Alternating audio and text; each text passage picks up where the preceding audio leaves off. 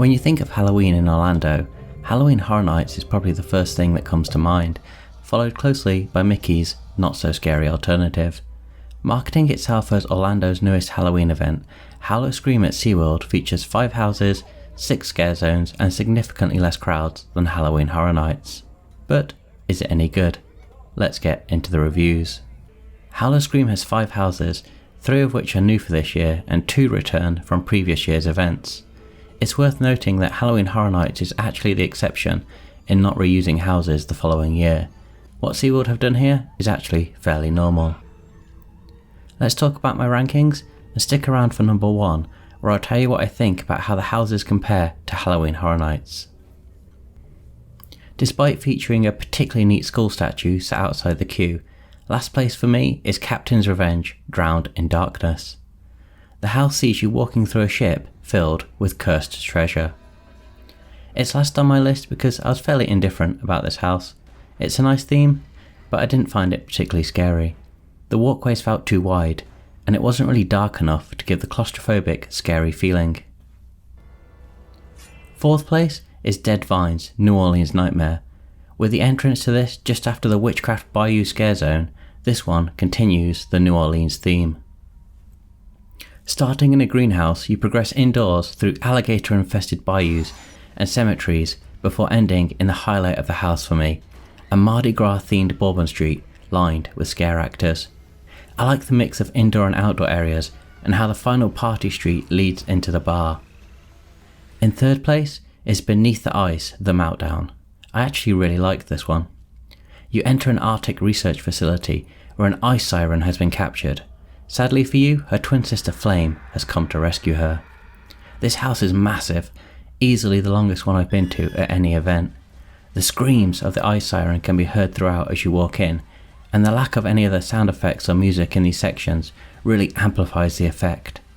The size of the house means that they can space out the scare actors a decent way from each other, so there are long stretches of the house where you're walking, tensed up, waiting for the jump scare, only for it to not come for a good 30 more seconds. The long stretch of corridor towards the end is also really well designed. With crates stacked on alternative sides, you're constantly wondering which one the scare actors are hiding behind. In 2nd place is Blood Beckoning. This house sees you walking through an abandoned town where the less fortunate live out their final days. This house is neat in that it features a whole bunch of scenes from the town, starting in a bookstore, moving through a kitchen, a tent city, and then finally you exit via an underground metro station. There's a particularly neat scare at the end. As you think you're done, an actor on a bungee jumps out at you to give you a final goodbye scare. I like the variety of scenes in this house, and the metro station near the end was particularly cool, as you're in a wide open, dark space with vampires roaming freely and you try to dodge them as you hurry past. In 1st place is D3LER1UM666 Laboratories. I really like this house and thought it had a mix of cool ideas and concepts. The idea here is that you're visiting the underwater base of a mercenary group who have been formed to fight the threat posed by the sirens. The line for this one was fairly long, and when you make it into the house, it becomes clear why. This house has a neat actor-led opening scene where a receptionist welcomes you to the base and you enter an elevator with a soldier. Sadly, when you reach the base, it turns out the creatures they've captured have broken out, and now you need to escape. I enjoyed seeing how this house tied into the overall theme of the event with the sirens, and it was cool seeing the set dressings in the house with the various creatures they've captured. At the end, there's a carnival-style spinning tunnel which adds to the tension as you try to escape. Overall, these houses weren't as scary or as well themed as Universal's, but I really enjoyed them. At Halloween Horror Nights, you enter the house's conga line style, and this can massively alter your experience of the house, as the timings of the various scares won't be optimal for you with so many people around. At Howl O Scream, with the smaller crowds, they're able to pulse the line, letting in batches of guests, so there's far less people around, increasing your chances of getting a good run. Also, it's far scarier being in an emptier house, knowing there's a greater chance you'll be picked on by the scare actors.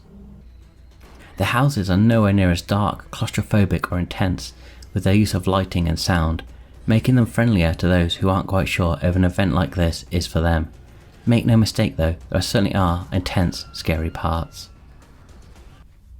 Next up are the scare zones, and there are actually 6 of them at this event, and number 1 was a real highlight of the event for me. Bloodlight District is in last place for me. This was more of a short corridor than a zone, and it features glass booths lining the street, doused in red lights and fog, with vampires roaming and staring at you from behind the glass.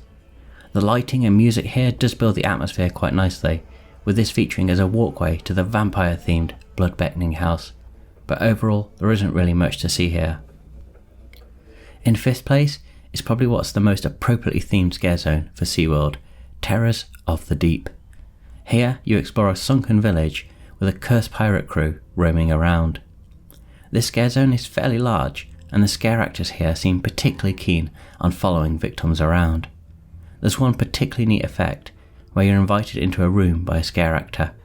The door turns out to be a hidden mirror with a scare actor jumping into view as you approach.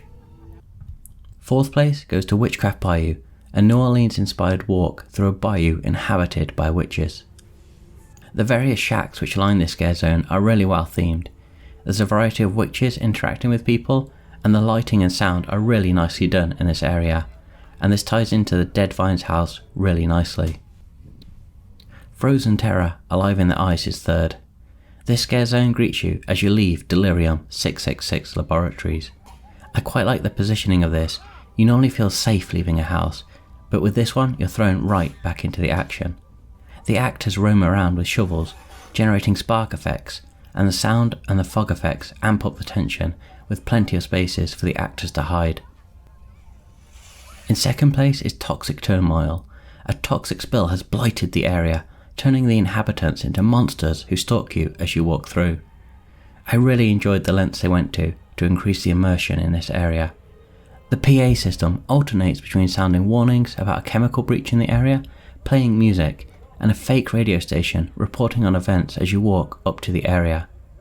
The scare actors range from people in hazmat suits spraying you with water to decontaminate you, to workers warning you not to proceed. My number 1 though has to be CarnEvil Pier, a carnival themed scare zone. This scare zone has bright carnival themed scenery as you enter through a daunting clown's mouth. Spread throughout are classic carnival paraphernalia such as bendy mirrors and game stalls. What really makes this area though is the scare actors.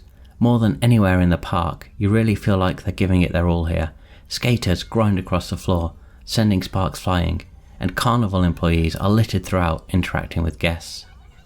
A bunch of them are working at the classic carnival attractions like hot dog stands and games, and interact with you, giving you a twisted take on what's going on in this area. Overall, this event was really enjoyable. It's significantly cheaper and quieter than Halloween Horror Nights. You can easily enjoy all the houses, scare zones and entertainment in one night without their version of FastPass. The scares aren't quite up to the standards of HHN, but they're still good, and I like how the siren theme runs across multiple areas of the event. Did you go to the event? What did you think? Let me know down in the comments. And if you like this video, please don't forget to like and subscribe.